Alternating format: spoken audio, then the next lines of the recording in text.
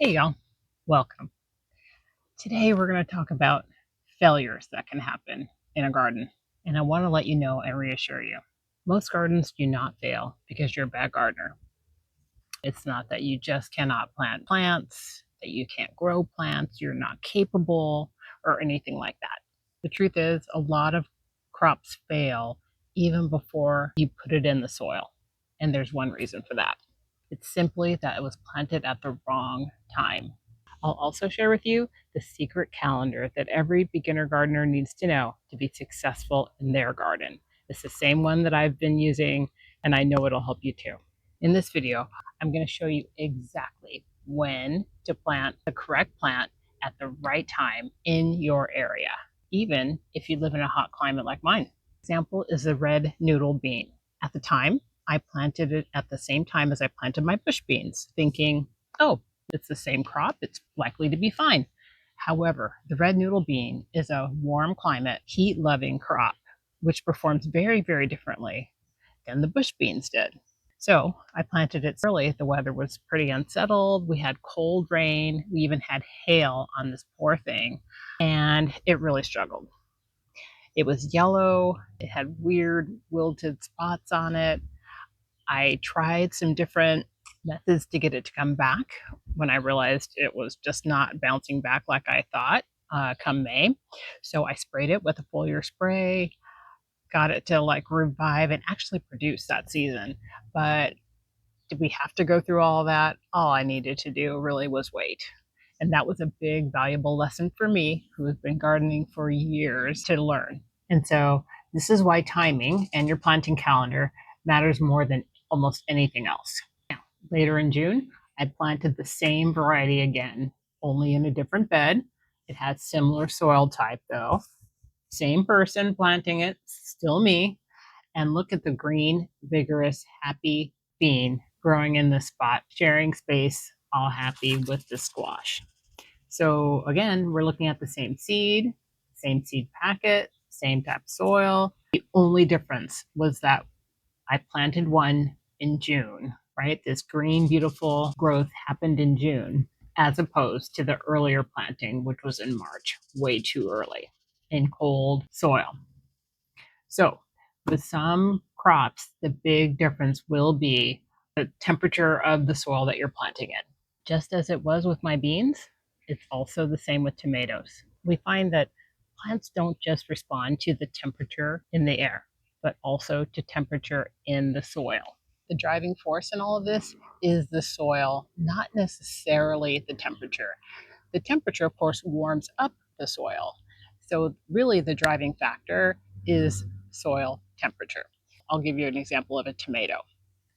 I tend to plant my tomatoes very deep into the soil. Now, tomatoes hate cold feet. They don't want their feet wet, they don't want their feet cold. So, while planting them deeply, you want to make sure that you're planting late enough when the temperatures are higher in the soil, because you're planting at such a depth that the tomato can survive. So I told you about my red noodle bean earlier and how it was not performing well because of the wild swings in temperature in the spring. Same goes for a tomato. The season will lie to you if you're in a zone 9 through 10, especially me in 9B. You'll get a freak heat wave early in spring, and then literally the next week, it'll be raining and cold. So a lot of us gardeners in this climate get excited, right? When the temperature, when we see those temperatures going up for a couple weeks, we get all excited. We plant our tomatoes early, only to be disappointed when the rain comes and the cold comes the following week. Because of that, I always wait until May to plant my tomatoes. If you're following that rule of thumb, Mother's Day weekend, it's perfect timing. It's mid-May. The temperatures are higher. If you would like a tomato to give earlier, though, and you're following that rule of thumb, I would add a cherry type tomato into your rotation, because a cherry tomato is going to give earlier and be a lot more forgiving for the temperature fluctuations, and it's just going to give earlier. So that way, if you plant that cherry tomato, you'll be so thrilled. You'll have a tomato nice and early. I had tomatoes producing late June, early July, and I was thrilled. And just a note, one thing that you can use is a soil thermometer. I've used them in the past. They're very effective. They'll let you know if you put it in the ground, you leave it there for 24 hours. Generally, it depends on the type of thermometer you have. The type I have, usually you leave it in the ground for 24 hours and it lets you know the temperature and whether or not it's safe to plant your crops. So, how do I decide when to plant what? I like to think of plants in terms of runway and the days to maturity that I find on my seed packet, or in general for that particular plant or seed, as the actual road to the runway. Basically, you're thinking of that runway as the amount of time from the time that you put the seed in the ground or put the transplant in the ground. And that will give me the amount of time that is allowed for the plant to grow, to flower, and then to give me a harvest. As an example, I gave that poor red noodle bean seed cold soil. So that was the start of its runway. Even though it's more likely to survive in a warm soil, I gave it cold soil. So the first part of the runway, it struggled, right? I gave it what I gave it, and it's my own fault. I gave it that cold start. Instead, with this June planting, I gave the beginning of the runway 80 to 90-degree heat, and that gave it the nice window that it needed to kind of grow and be green and do what it wants to do, which is grow in warmth. That is what our calendar is really all about.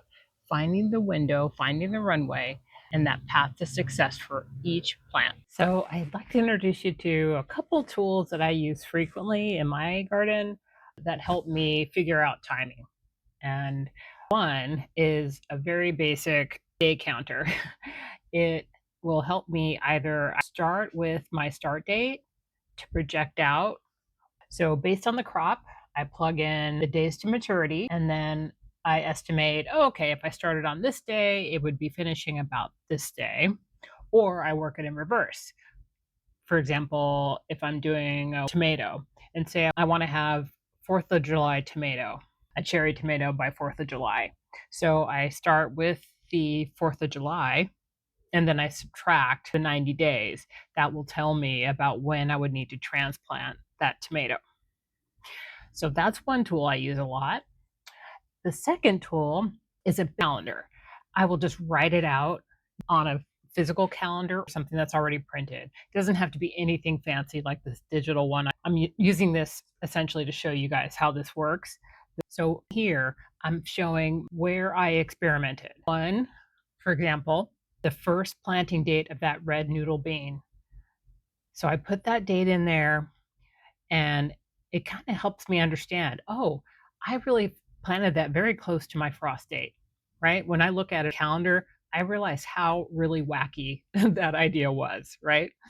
Next time, I will definitely plant it at a better time, much earlier than I did that first time. Then I added the successful sowing of that red noodle bean, where I'm seeing that beautiful green. So I added the date of my second sowing so I know, oh, okay, that is where I had the success. I want to stick closer to that date. So this helps me not this year so much, but for next year. What should my planting dates be if I have a favorite crop that I want to grow again and again? And I definitely want to grow that red noodle bean with its gorgeous flower and its delicious red, long, funky noodle shape.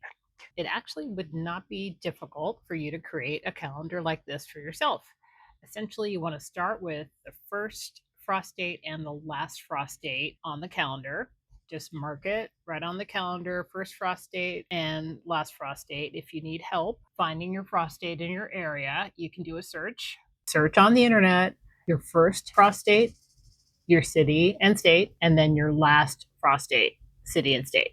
And you will be told exactly what that date is. You may get a little bit of a different date, 1 or 2 days different, depending on what source you look at, but that'll give you a general idea.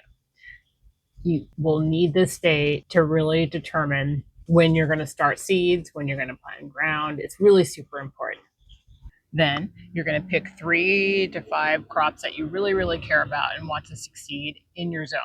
For each one, check the days to maturity and decide if it's a cool weather or a warm season plant. Then give it a good runway, right? Make sure that it has a good window to grow in its ideal temperature, just like I showed you today. I hope this was helpful. I created this video so that you could start sketching out your own calendar and that you feel empowered to be able to grow the plants that you want in your planting zone. In upcoming videos, I am going to show you how I lay out watering correctly so that you get the success that you want with the plants that you have. So if you want to get that information about how to water successfully before you put your first plant in the ground, go ahead and subscribe. You'll get that in your feed as soon as it becomes available. I hope this was helpful. Please drop me a comment if you have any questions at all about your planting zone. That's all for today. We'll see you next time. Thank you so much for watching. Until then, keep sowing and growing, y'all. Have a great day.